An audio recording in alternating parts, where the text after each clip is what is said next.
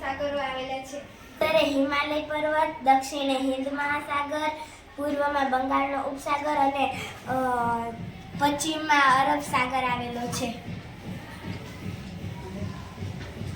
જ્યારે કોઈ જળ વિસ્તાર ત્રણ બાજુ જમીનથી ઘેરાયેલ હોય અને એક બાજુ પાણી આવેલું હોય તેને અખાત કહેવામાં આવે છે. અખાતના પ્રકાર કચ્છનો અખાત અને ખંભાતનો.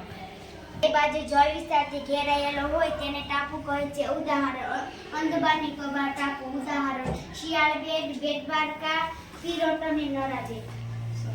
જે પર્વતોની હારના વચ્ચે આવેલા ભાગને ખીણ કહે છે. ઉદાહરણ તરીકે કાશ્મીર. એ જળ વિસ્તારનો અલગ પડતી ભૂમિની સાંકડી પટ્ટીને સહયોગ ભૂમિ કહેવામાં આવે છે. ઉદાહરણ તરીકે દક્ષિણ અને ઉત્તર અમેરિકા ખંડ વચ્ચે આવેલી સહયોગ ભૂમિ.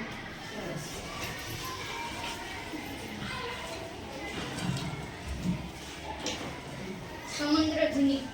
બે જળ વિસ્તારને ભેગા કરતી સાંકડી પટ્ટીને સમુદ્ર ધુની કહે છે. ઉદાહરણ: ભારત અને શ્રીલંકા વચ્ચે આવેલી કાલ્પનિક સમુદ્ર ધુની.